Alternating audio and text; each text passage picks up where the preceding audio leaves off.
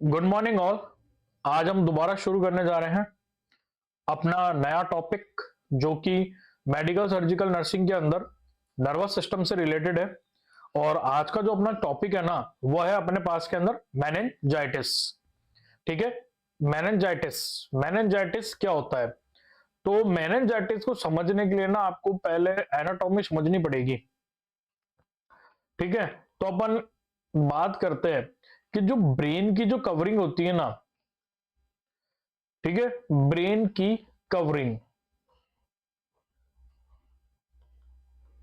Brain की covering को अपन क्या कहते हैं? ब्रेन की कवरिंग को क्या बोलते हैं? मेनिंजिस बोलते हैं। ठीक है, क्या बोलते हैं? मेनिंजिस कहते हैं। ठीक है, क्या बोलते हैं? मेनिंजिस कहते हैं। ठीक है, covering of brain are called meninges. ठीक है, तीन टाइप की कवरिंग होती है ब्रेन के अंदर। ठीक है, एक होती है dura mater.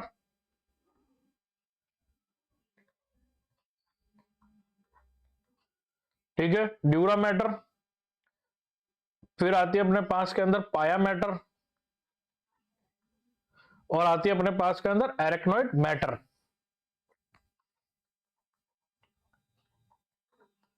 Arachnoid matter, dura mater, पाया मैटर, एरेक्नोइड मैटर। ठीक है, ये तीन टाइप की कवरिंग होती है ब्रेन के अंदर, ड्यूरा मैटर, एरेक्नोइड मैटर, पाया मैटर। ठीक है, सीक्वेंस अलग होता है इसका, बट आपको तीन याद रखने, ड्यूरा मैटर, पाया मैटर और एरेक्नोइड मैटर। तो क्या हुआ? ब्रेन की कवरिंग को अपन क्या बोलते हैं? मेनिंजिस। ठीक है, और तीन टाइप की मेनिंजिस होती है, ड्यूरा मैटर, पाया मैटर और एरेक्नोइड मैटर। तो अब अपन बात करते हैं मेनिंजाइटिस होता क्या है। तो मेनिंजाइटिस का जो मेन मतलब होता है ना, वो होता है, उसकी डेफिनेशन या परिभाषा अपन देखते हैं। ब्रेन की कवरिंग में होने वाला इंफेक्शन या इन्फ्लामेशन क्या कहलाता है? मेनिंजाइटिस कहलाता है। मतलब कि क्या हुआ कि जो इन्फेक्शन था ना, वो क्या हुआ, वो कैरी कर गया ब्रेन तक, है ना, और उसने ब्रेन की जो मेनिंजिस, मतलब जो ब्रेन के जो लेयर्स है ना, ठीक है, तो कवरिंग, कवरिंग की बात करें तो लेयर्स ऑफ ब्रेन। ठीक है, जो ब्रेन की जो कवरिंग है ना, वहां पर इंफ्लामेशन हो गया या इन्फेक्शन हो गया, मतलब पहले इन्फेक्शन होगा फिर इन्फ्लामेशन हो जाएगा, तो इसको अपन ने क्या बोला? इसको अपन ने बोला मेनिंजाइटिस। तो मेनिंजाइटिस है ना, आपको एक चीज हमेशा ध्यान रखनी है, स्टार पॉइंट करके लिखते हैं, जहां पर भी आइटिस आ जाता है ना, आइटिस का मतलब क्या होता है? इन्फेक्शन। ठीक है, इन्फेक्शन या फिर इन्फ्लामेशन। तो जिस भी वर्ड के पीछे आइटिस आ गया, मतलब वहां पे क्या इन्फेक्शन है। तो मेनिंजिस, मेनिंजिस का मतलब क्या होता है? Covering of brain. उसके पीछे आ गया आइटिस, तो inflammation of meninges are called meningitis. के ब्रेन की कवरिंग में होने वाला इन्फेक्शन या इन्फ्लामेशन क्या कहलाता है? मेनिंजाइटिस कहलाता है। ठीक है, अब अपन बात करते हैं कॉजेस ऑफ मेनिंजाइटिस के। जो मेनिंजाइटिस होता है ना, वो होता क्यों है? तो जो मेनिंजाइटिस होता है ना, बेसिकली क्या होता है, जो पेशेंट होता है ना, उसको ना ब्लड इंफेक्शन होता है। ठीक है, या तो ब्लड इंफेक्शन होगा, या सर्जरी होगी, या फिर कोई चीज पेनिट्रेट करके चल जाएगी, है ना, यह सब अपन पढ़ेंगे अभी इस वीडियो में। तो ना उसके कारण क्या होता है ना, वो जो इंफेक्शन है ना, वो कैरी कर जाता है ब्रेन में, तो उसके कारण होता है मेनिंजाइटिस। तो जो कॉजेज होता है ना, तो कॉजेज के अंदर भी अपन सबसे पहला जो पार्ट लेंगे ना, अपन पहला पार्ट लेंगे कॉजेटिव एजेंट का।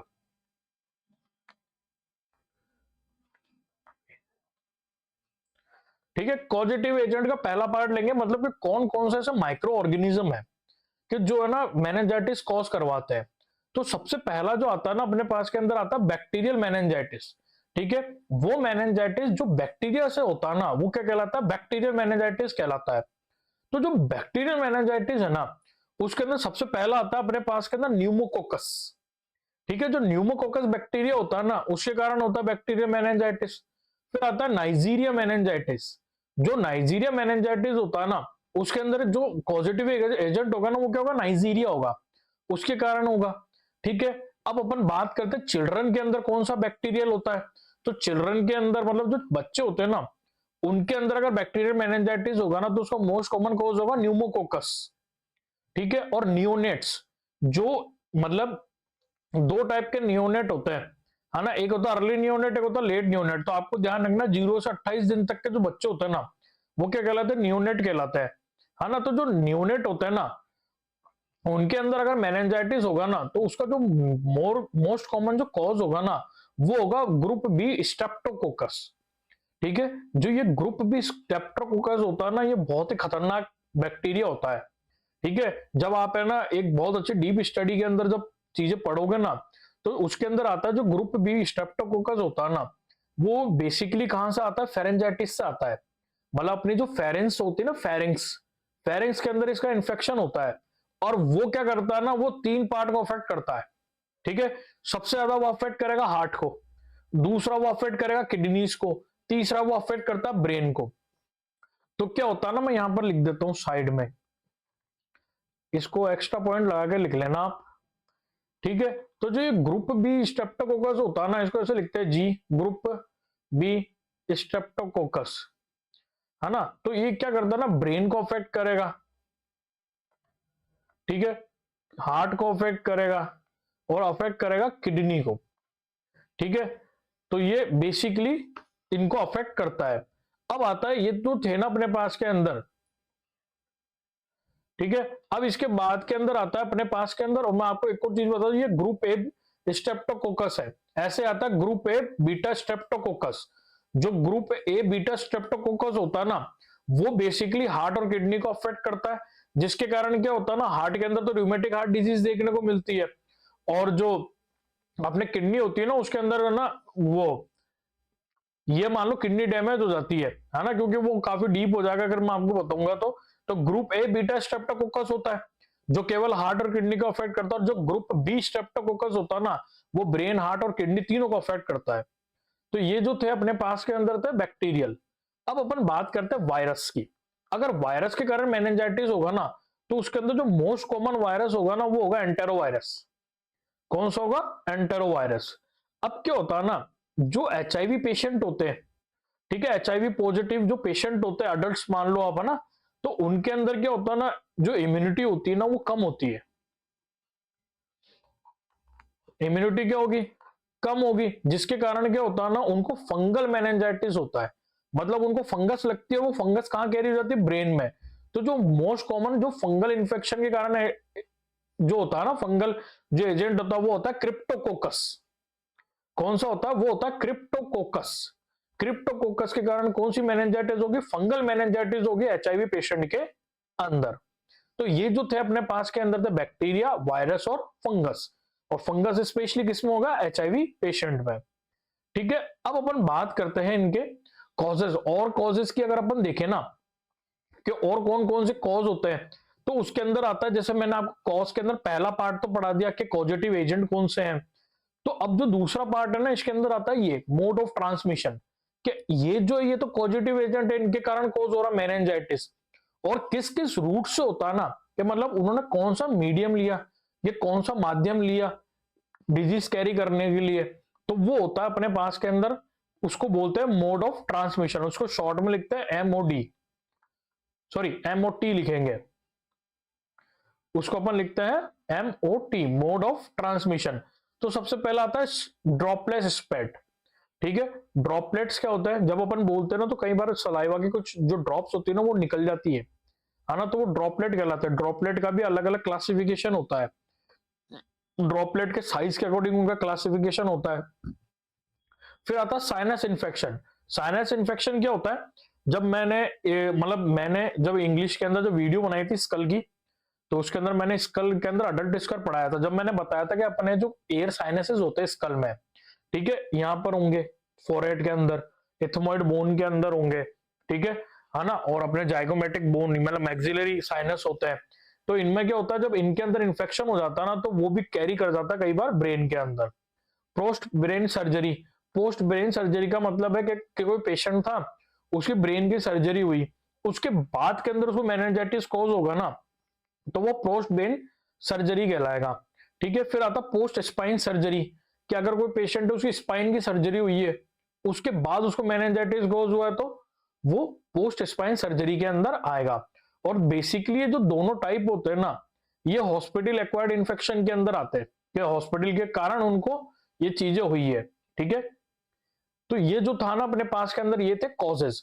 तो फर्स्ट पार्ट में तो अपन ने पढ़ा था पॉजिटिव एजेंट जिसमें बैक्टीरिया की डिस्कस करा था, वायरल को डिस्कस करा था और फंगस को डिस्कस करा था। फिर मैंने आपको जो कॉजेज थे उसके अंदर सेकंड पार्ट में बताया था मोड ऑफ ट्रांसमिशन, ड्रॉपलेट से फैलता है, साइनस से होता है, post brain surgery, post spine surgery से होता है। ठीक है, अब आता है अपने पास का ना साइन एंड सिम्टम, सबसे ज्यादा इंपॉर्टेंट है ये 5 स्टार। आपको साइन एंड सिम्टम पता होने चाहिए मेनिंजाइटिस के। सबसे पहला तो मेनिंजाइटिस है, आइटिस है, इन्फेक्शन इन्फ्लामेशन है, तो पहला साइन क्या देखने को मिलेगा? फीवर, पेशेंट को फीवर आएगा। ब्रेन अफेक्ट हो रहा है तो दूसरा साइन हेडक। ठीक है, अब जब मेनिंजाइटिस होता है ना उसके अंदर क्या देखने को मिलेगा? Projectile vomiting. प्रोजेक्टाइल वॉमिटिंग को अपन बोलते हैं मतलब उसके अंदर अपन बोलते हैं एफर्टलेस वॉमिटिंग, एफर्टलेस वॉमिटिंग, जिसके अंदर पेशेंट कोई एफर्ट नहीं लगाएगा, ऑटोमेटिक जो है ना जो अपना जो वेस्ट है ना वो बाहर आ जाएगा, मतलब जो खाने का जो स्टमक के अंदर जो प्रोडक्ट है वो बाहर आ जाएगा, पेशेंट कोई फोर्स नहीं लगाएगा, ऑटोमेटिक बाहर आ जाएगा, तो उसको बोलते हैं प्रोजेक्टाइल वॉमिटिंग। फोटोफोबिया अपन ने डिस्कस करा था हेडक के अंदर के फोटोफोबिया क्या होता है? फोटोफोबिया का मतलब होता है तेज रोशनी से दिक्कत होगी उसको। फोनोफोबिया ये भी अपन ने हेडक के अंदर देखा था।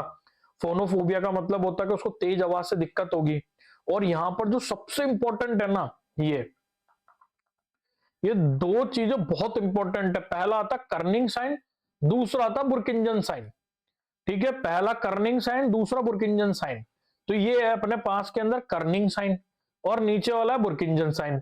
तो कर्निंग साइन में क्या होता है कि जब अपन पेशेंट का पैर उठाएंगे ना, ठीक है, जब पेशेंट का पैर अपन उठाएंगे ना, तो अपन ने इसको क्या किया? यूं उठाया, तो जैसे ही उठाएंगे ना तो पेशेंट के बैक में पेन होगा। ठीक है, पेशेंट के क्या होगा? बैक में पेन होगा। और जो बुर्किंजन साइन होता है ना, बुर्किंजन साइन में क्या होता है कि जैसे ही पेशेंट अपने नीज को मोड़ेगा ना, इस पोजीशन में लेके आएगा, तो उसको ऑटोमेटिक उसका जो सर है ना वो क्या हो जाएगा? ऊपर हो जाएगा।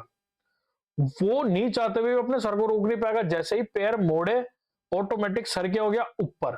तो ये जो दो साइन है ना, ये बहुत इंपॉर्टेंट साइन है किसके अंदर? मेनिंजाइटिस के अंदर। और इन साइन के ऊपर काफी बार क्वेश्चन आया है, और ये आप समझ लो जिसके भी एनसीपी के अंदर, मतलब नर्सिंग केयर प्लान के अंदर जिसके मेनिंजाइटिस टॉपिक आ गया, 110% क्वेश्चन आना ही आना है बुर्किंजन साइन और कर्निंग साइन के ऊपर। अब आता है डायग्नोसिस। क्या मेनिंजाइटिस का डायग्नोसिस कैसे करोगे? तो हिस्ट्री टेकिंग करेंगे। मैंने बताया आपको पूरी हिस्ट्री लेनी है कि क्या क्या साइन एंड सिम्टम देखने को मिल रहा है, आपको कैसा फील होता है, डाइट कैसे ले रहे हो, आपकी स्लीप साइकिल कैसी है, आपकी लाइफस्टाइल कैसी है, फिजिकल एग्जामिनेशन करना है, ट्रॉमा के साइन तो नहीं है, जीआई अपसेट चेक करना है, लंग साउंड सुनने, एब्डोमिनल साउंड सुनने, ठीक है, ब्लड टेस्ट करवाएंगे। ठीक है, अब मेनिंजाइटिस इन्फेक्शन है तो ब्लड टेस्ट में क्या मिलेगी? डब्ल्यूबीसी इंक्रीज मिलेगी। क्यों? क्योंकि डब्ल्यूबीसी क्या इंडिकेट करती है? इन्फेक्शन को इंडिकेट करती है, तो डब्ल्यूबीसी इंक्रीज मिलेगी। सीटी स्कैन कराएंगे तो हो सकता है अपन को सीटी स्कैन के अंदर है ना जो अपना सीएसएफ होता है ना वो बढ़ावा मिल सकता है। एमआरआई आगे फर्दर स्कोप में कराएंगे। बट जो मेनिंजाइटिस होता है ना उसका जो गोल्ड स्टैंडर्ड टेस्ट,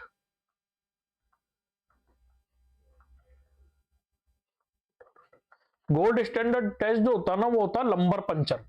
ठीक है, लंबर पंचर अपन क्या करते हैं, जो अपनी स्पाइन होती है ना इसके बीच में से सेरेब्रो स्पाइनल फ्लूइड निकालेंगे। तो बेसिकली अपन कौन सी वर्टिब्रे के बीच में से निकालते हैं? अपन L3 या फिर L4 या फिर L4 या L5, ठीक है, या तो इन दोनों के बीच में से या इन दोनों के बीच में से अपन क्या निकालेंगे? सीएसएफ को रिमूव करेंगे और फिर अपन उस क्या करेंगे? सीएसएफ की स्टडी। और उस सीएसएफ की स्टडी में अपन को क्या देखने को मिलेगा कि इसको मेनिंजाइटिस है या नहीं है। इसके अंदर भी क्या करते हैं ना, जो सीएसएफ होता है ना इसका तो बहुत सारे क्राइटेरिया आते हैं। ठीक है, बट मैं आपको एक बताता हूं कि जो सीएसएफ, जो नॉर्मल सीएसएफ होता है ना, मैं यहां पे लिख देता हूं ऊपर,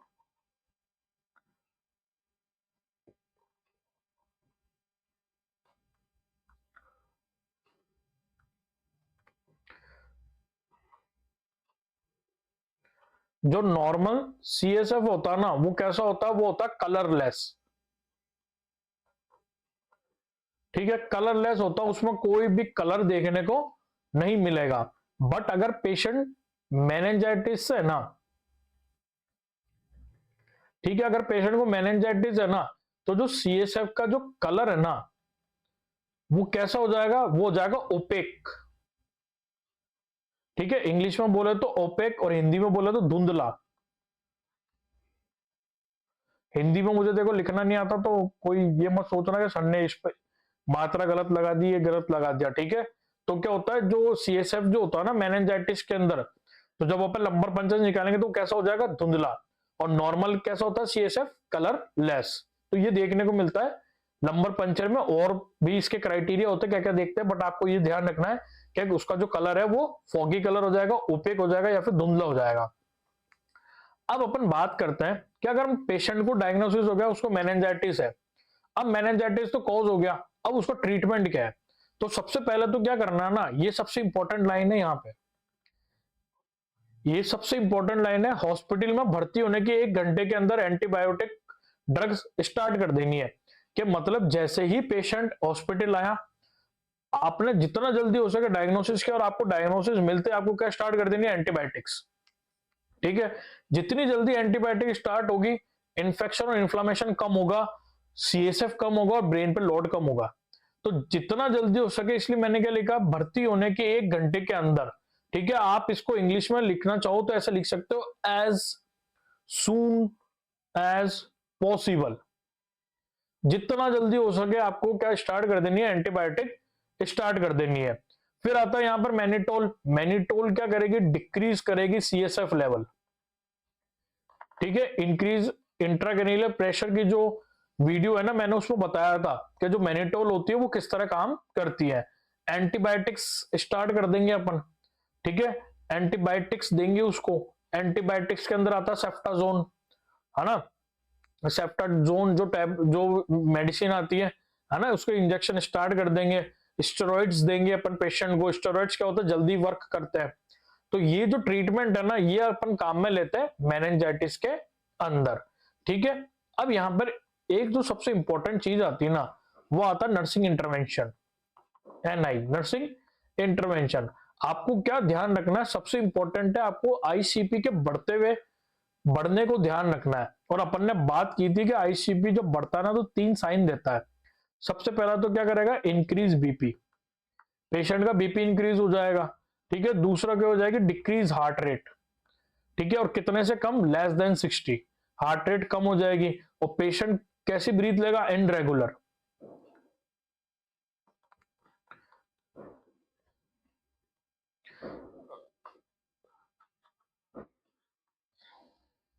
ठीक है, पेशेंट कैसी ब्रीथ लेगा, इनरेगुलर।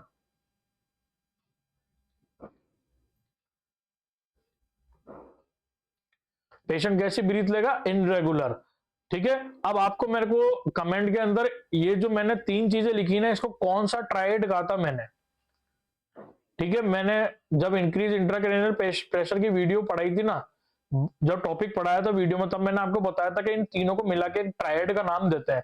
तो वो कौन सा ट्रायड है, वो आपको मेरे को कमेंट सेक्शन में बताना है। ठीक है, तो क्या होगा, ICP को बढ़ते हुए का ध्यान रखना, क्योंकि फिर अगर इंट्राक्रेनियल प्रेशर बढ़ गया तो और सीवियर कंडीशन में जा सकता है पेशेंट। तो उसके लिए इन तीनों के ऊपर फोकस करना है। ठीक है, साथ में क्या रखना है, सीजर की जो ड्रग्स है ना, वो आपको हमेशा तैयार रखनी है पेशेंट के बेड के पास में। ठीक है, क्योंकि कोई भरोसा नहीं है पेशेंट को कब ताड़ आ जाए। तो अब ताड़ आ गई तो उसका ट्रीटमेंट जरूरी है, तो आपको ऑलरेडी मेडिसिन रखनी है कि अगर बाई चांस इसको कोई भी कॉम्प्लिकेशन जैसे कि सीजर आता है, तो हम फटाफट इसके मेडिकेशन एडमिनिस्टर कर देंगे। ठीक है, और हमेशा बेड का जो एंगल है ना, वो कितना रखना है, 30 to 45। ठीक है, ये मान लो ये पेशेंट के फिट, ये पेशेंट की, ये आ गया यहाँ पे, ये आ गया पेशेंट की बॉडी, ये आ गया पेशेंट का सर। ठीक है, और ये आप मान लो बेड। तो जो बेड का एंगल है ना, ये हमेशा 30 डिग्री से 45 डिग्री के कोण पे होना चाहिए। ठीक है, ये लो, ये बना देते हैं अपन ऐसे अच्छे से। तो पेशेंट हमेशा इस पोजीशन में रहना चाहिए। तो इससे क्या होगा ना, ब्रेन पे कम लोड पड़ेगा, क्योंकि CSF आ जाएगा नीचे की साइड में। तो हमेशा 30 से 45 डिग्री के कोण पर रखना है बेड को। और यहां पर एक चीज आपको हमेशा ध्यान रखनी है, अगर मेनिंगोकोकल से ग्रसित मरीज है तो उसे बाकी मरीजों से अलग रखना है। ठीक है, क्योंकि जो मेनिंगोकोकल जो डिजीज है ना, ये कम्युनिकेबल होती है। ठीक है, कम्युनिकेबल होती है, दूसरों को फैल सकती है। तो अब मान लो कोई पेशेंट है, उसको मेनिंजोकोकल मेनिंजाइटिस हो रखा है, आपने उसको जनरल वार्ड में डाल दिया, तो क्या होगा, वो पेशेंट तो ठीक हो जाएगा, लेकिन जो जो बचे हुए पेशेंट है ना, उनको रिटर्न गिफ्ट दे जाएगा वो सब भी किससे ग्रसित हो जाएंगे, अपने मेनिंजाइटिस, और मेनिंजाइटिस भी मेनिंगोकोकल मेनिंजाइटिस है। तो आपको इस बात का ध्यान रखना है कि जो मेनिंजोकोकल मेनिंजाइटिस है, ये कम्युनिकेबल डिसीज है, तो पेशेंट को कैसे करके रखना, आइसोलेट करके रखना है, मतलब उसको दूसरे पेशेंट से अलग रखना है। और जब भी कोई पेशेंट किसी भी कम्युनिकेबल डिजीज से ग्रसित होता है ना, तो जो नर्स होती है ना, उसको हमेशा पर्सनल प्रोटेक्टिव इक्विपमेंट पहन के जाने उसके पास में। पर्सनल प्रोटेक्टिव इक्विपमेंट में क्या आएगा, मास्क, गाउन, ग्लव्स, ये 3 चीजें आपको हमेशा पहन के जानी है। ठीक है, गाउन आजकल कम यूज में लेते हैं, बट ग्लव्स और जो आपका मास्क है वो हमेशा पहनना है। उसके बाद कम्युनिकेबल पेशेंट को ट्रीट करना है। तो आज जो अपन ने क्लासेस में पढ़ा ना, उसको अपन एक बार समराइज कर लेते हैं। ठीक है, तो सबसे पहले अपन ने बात करी थी एनाटॉमी एंड फिजियोलॉजी की, कि मेनिंजिस होती क्या है। उसके बाद अपन ने देखे थे कॉजेस, कि कॉजेस क्या क्या होते हैं। तीसरी बात अपन ने करी थी किसके ऊपर, साइन एंड सिम्टम के ऊपर। चौथी अपन ने देखे थे डायग्नोसिस, ठीक है, ये डायग्नोसिस का साइन होता है। पांचवें पर अपन ने देखा था ट्रीटमेंट, कि किस तरह ट्रीट करेंगे। और लास्ट में अपन ने देखे थे नर्सिंग इंटरवेंशन।